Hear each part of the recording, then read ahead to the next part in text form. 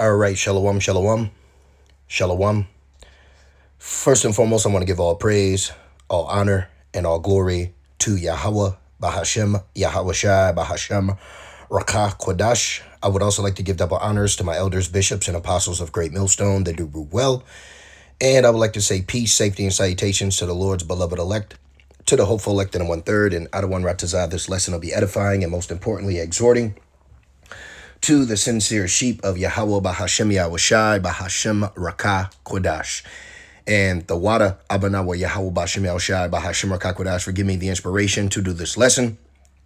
And pretty much I want to go into ultimately how we're at the threshold of Esau Edom being taken out of power. Okay, now for those within the know, we understand why this individual or individuals like this or the immigration, or pretty much the whole religious war that is brewing throughout the world. We know why. Okay. Ultimately, it's because of prophecy. All right. But within that, you have to look at the hindsight of all this. And this is the writing on the wall of Esau Edom being taken out of rulership.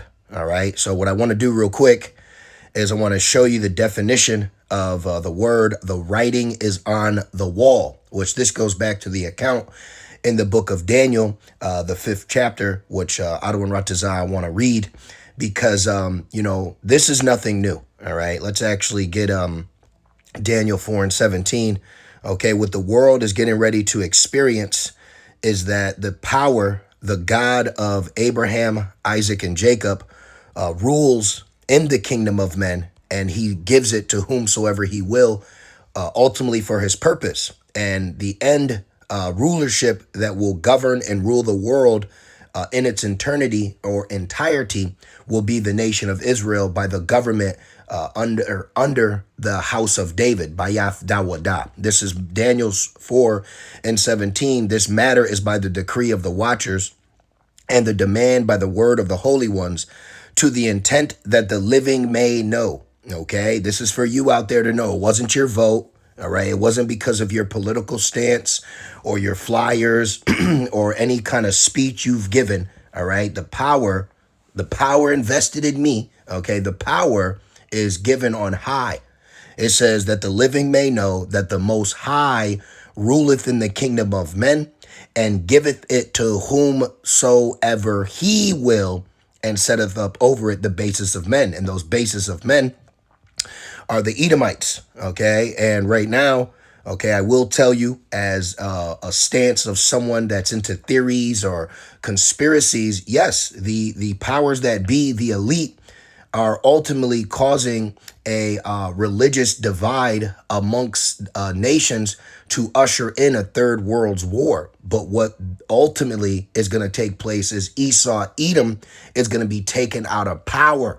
Okay, you have to understand that. What you're witnessing is ultimately Edom is getting ready to be taken out of power. So when you look back at this, meaning the writing is on the wall, there are clear signs that something unpleasant or unwelcome is going to happen, i.e.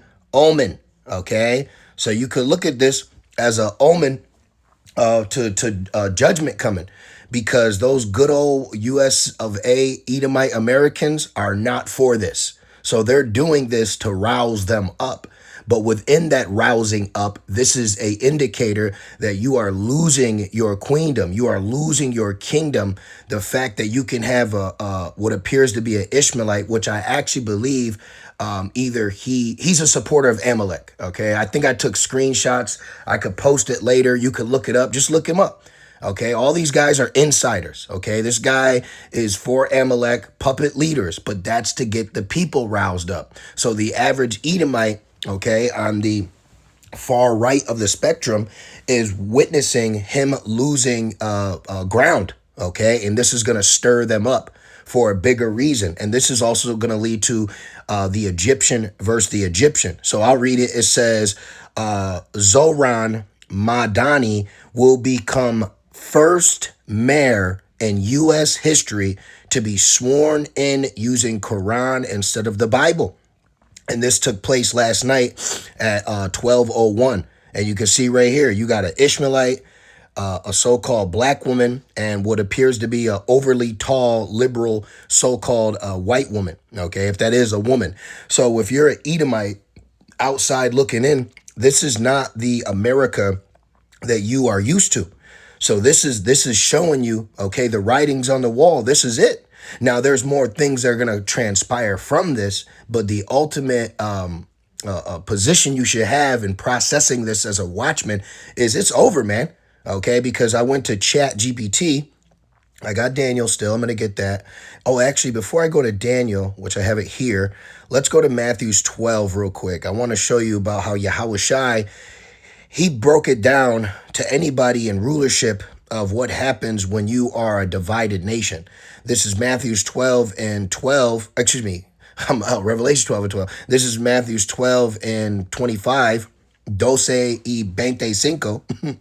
It says, and Yahweh Shai knew their thoughts and said unto them, every kingdom divided against itself is brought to desolation. So the bottom barrel regular people that believe in the lies of Babylon, that believe in the political views, that believe in being a Trumper, that believe in being a liberal woman, you're all drunk off the sauce, you idiots. Okay, every single one of you that truly think that democracy or the politics of America can fix this and change that, you're duped. Okay, you've fallen victim to the deception of the elite Edomites. All right, and now he's caused a division. There's a division in the home. There's a division in relationships. There's division in religion. There's division in ethnicity. There's division across the board in Babylon, and this just spiked it up tenfold.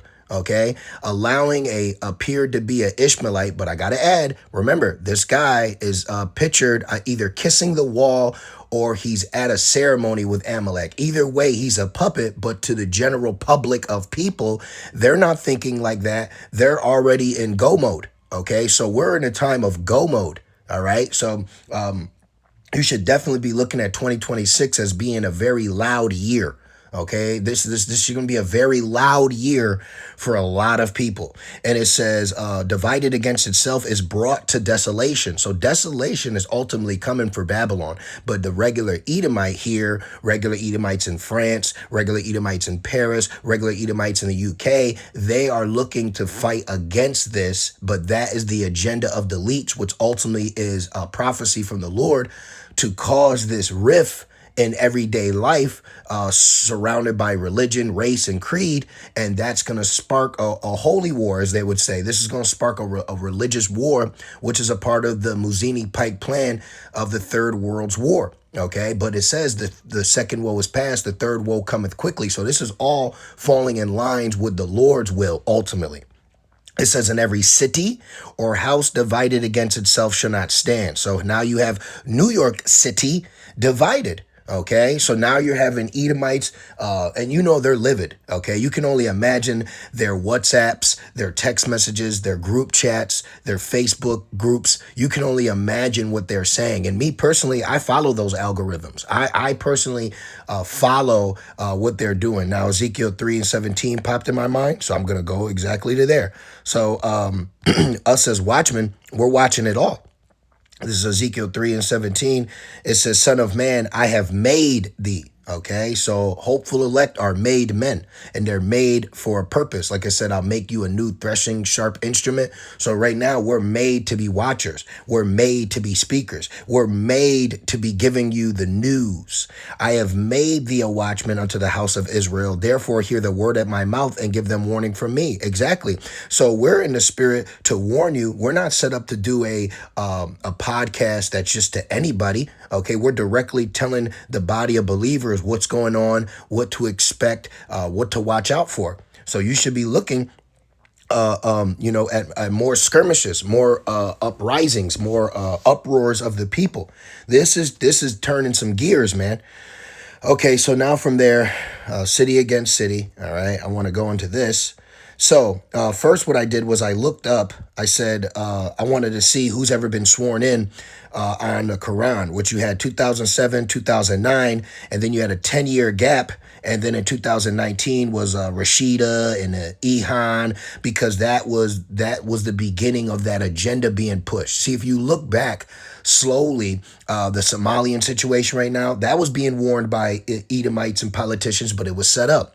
You look back slowly, Sharia law, all these things were being talked about, but that was years ago. And then now look at how at a snap of a fingers, it's everywhere. Propaganda's everywhere. Ishmael's everywhere. Edom's everywhere. Trumpers are everywhere. All these people are in a raging spirit, and they're falling into exactly the line that fulfills prophecy. That's what they're doing. Okay. So I had looked this up, and then I asked this afterwards. I said, how did Edomite Christians, white Judean Christianity, which I said populace, how did the white Christians, Edomite Christians, populace of the United States, Babylon, react to U.S. officials swearing in under the Quran and not Christian Bible?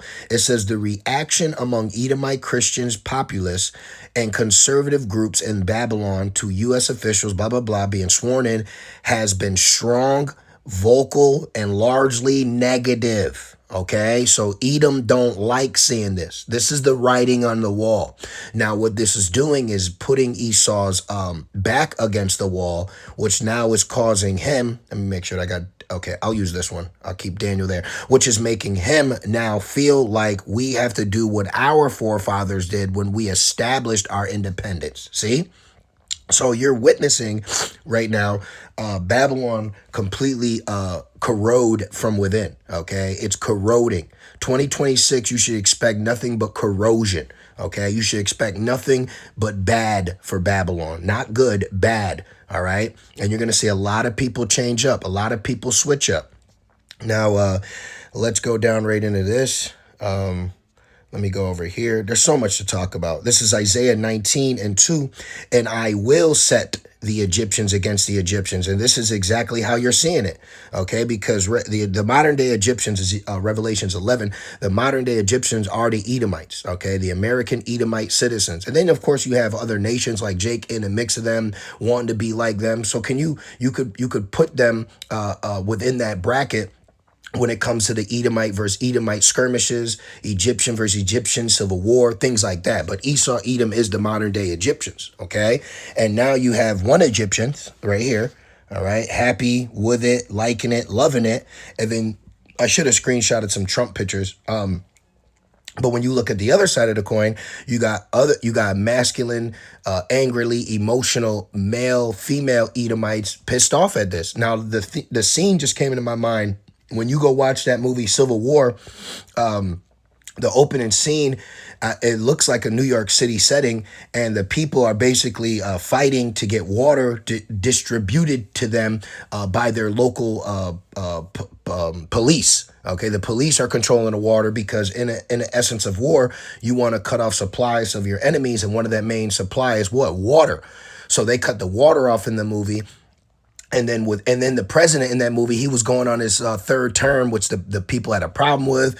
So the movie was very telling, okay? And that's really what they're showing you. They're showing you that they've created and manufactured a civil war that can still have society operate to a degree. So you should be looking at Babylon dividing itself more, getting more aggressive, getting more, tacked up. But anyways, in the beginning of that scene, you had an Edomite woman that was sitting there, and then she ran towards this water tank with a flag, and then everything blew up. Okay, so that's a division, that's a war, that things are happening.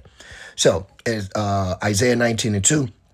And I will set the Egyptians against the Egyptians. So this is why you've had certain propaganda or situations. A lot of this is all psyops. Okay. Even Putin said pretty much 99% of things that happen around the world, the C to the I to the A is involved in it. So what's that tell you?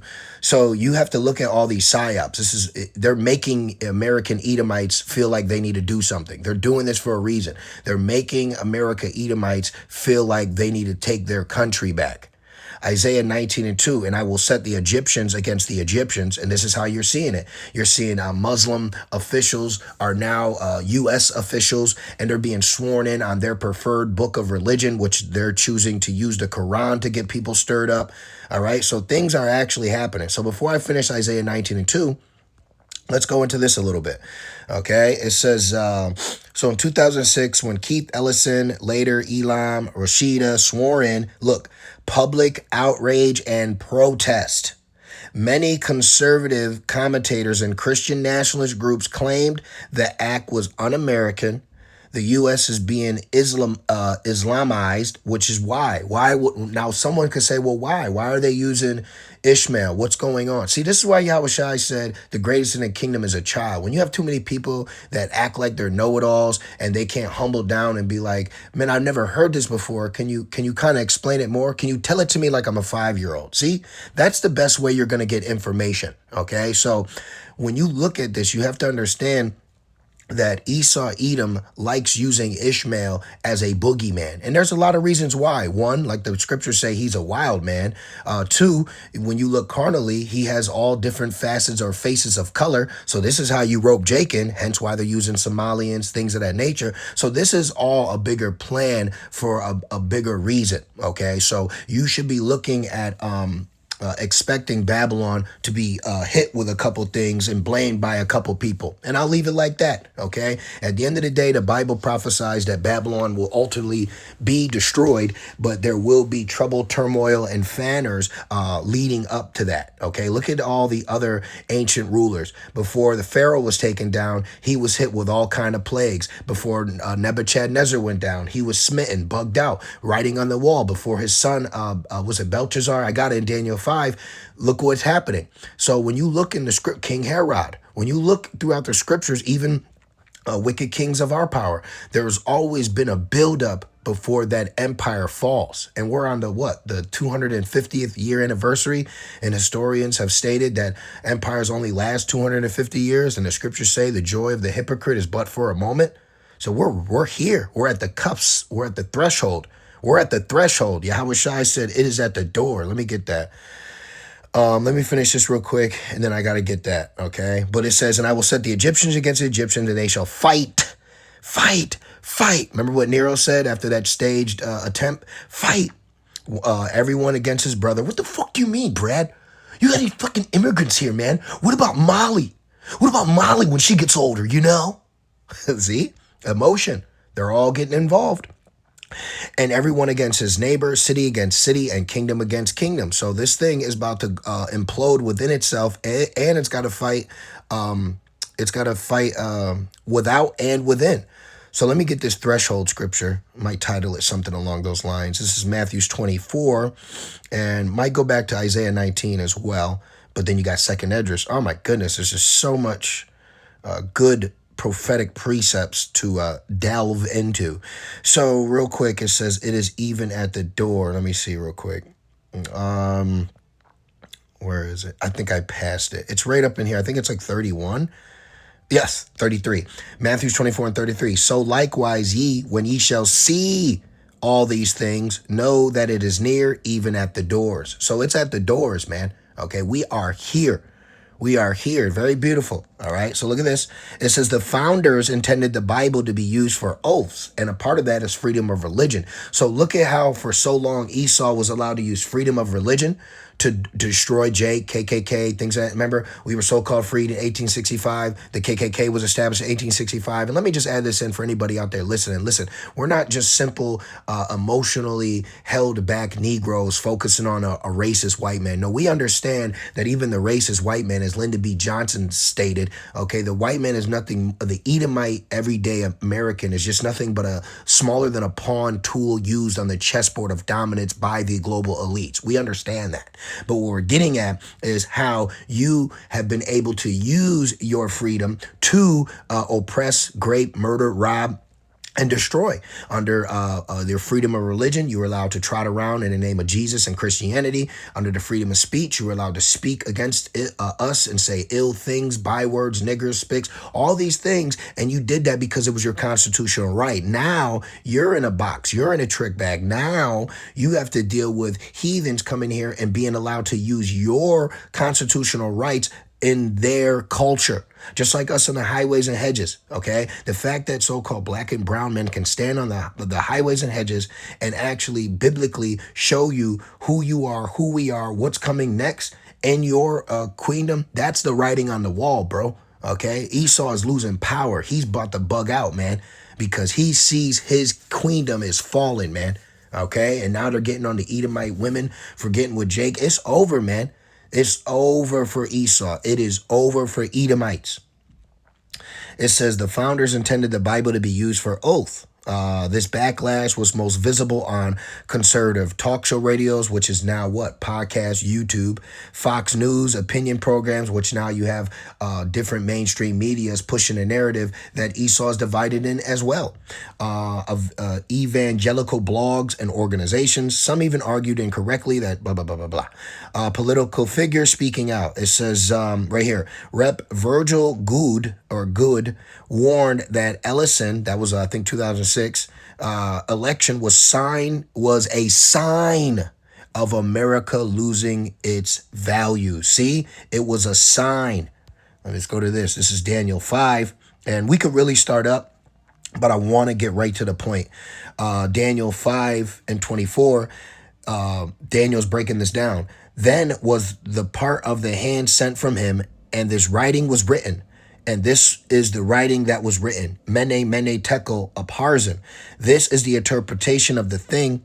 Mene, the Most High, has numbered thy kingdom and finished it.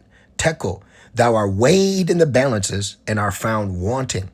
Upharsin, thy kingdom is divided and given to the Medes and the Persians. So this was the night, okay, that was prophecy was fulfilled. All right, of the Persians and the Medes being the next empire to step into rulership. Okay, so this is why the heathens imagine a vain thing, because they think it's going to be Magog and Moab. No. It's going to be Yasharallah. It's going to be Bayath Dawada, because Esau's the end of the world and Jacob. We got to get that. Come on.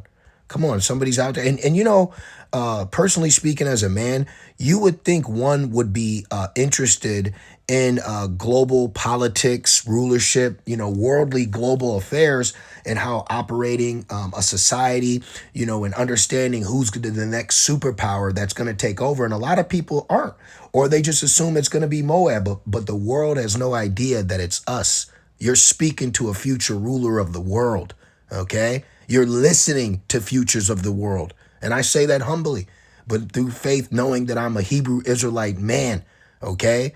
The kingdom is getting ready to be delivered into our hands. Second Ezra 6 and 9, it says, for Esau is the end of the world, or end of an age, and Jacob is the beginning of it that followeth. So we are next, okay? So in this account that we're using is showing you how the kingdom was translated, okay? But the kingdom is going to be given into our hands after this queendom is destroyed, all right?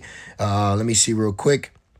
Let's just jump right down to verse 30. It says, in that night was Belshazzar, the king of the Chaldees, slain. Boom. Okay, so the prophets go out, they tell you the interpretation, they let you know what's getting ready to happen, and then prophecy takes place. This is why it says the secrets are given to the prophets, and there's a reason why, okay? The Lord gives this to his men that he has set up to tell the powers that be what's going to play out. This is Amos 3 and 7 NLT. Indeed, the sovereign Lord never does anything until he reveals his plans to his servants, the prophets. There you go. So we're in a time where, look, some Christians advocate groups call it a symbolic takeover. And this was back then, so how much more now? These reactions sparked widespread debate about religious freedoms versus Christian identity in America. And that's what it ultimately comes down to.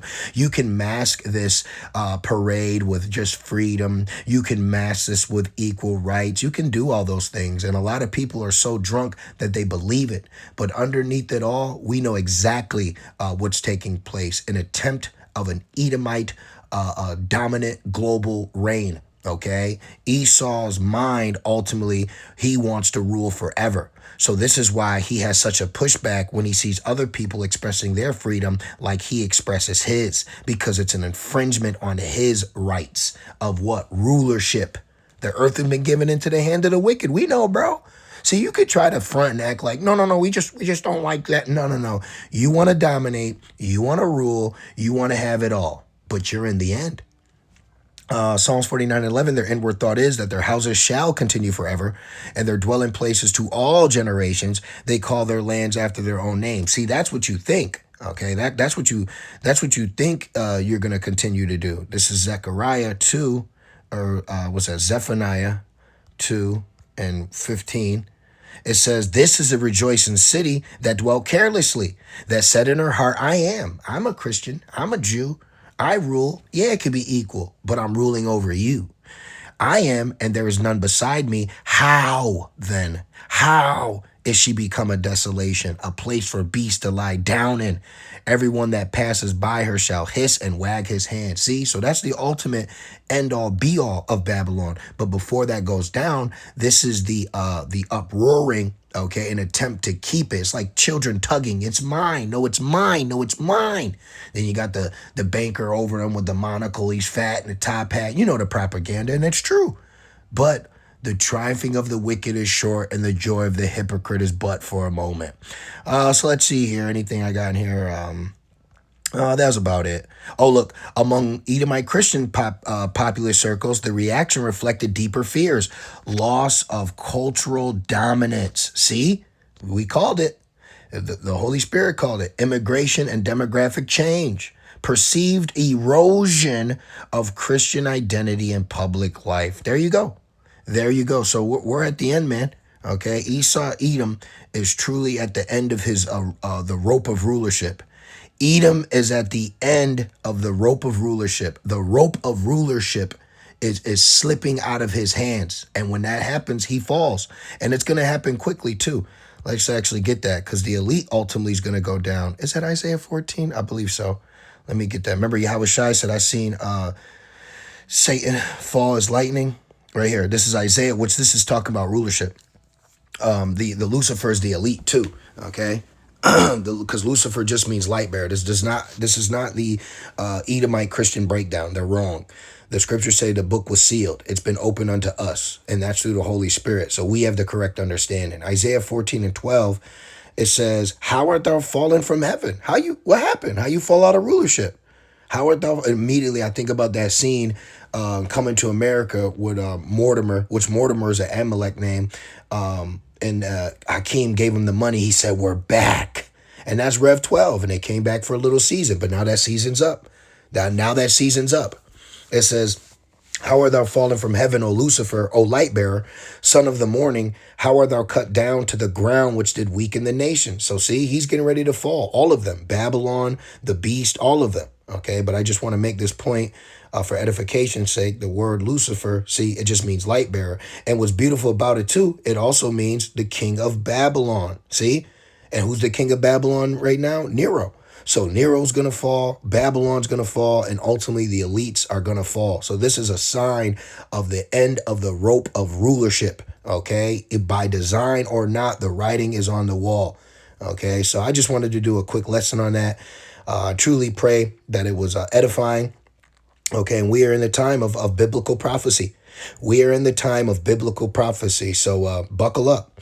All right, so I pray this lesson was edifying. I just want to say, Call Halal, Abanawa, Yahweh, Bahashem, Yahushai, Bahashem, Rakak, Wadash. And I would like to give double honors to my elders, bishops, and apostles of Great Millstone that do well. Peace, safety, and salutations to the Lord's beloved elect. With that being said, Shalom.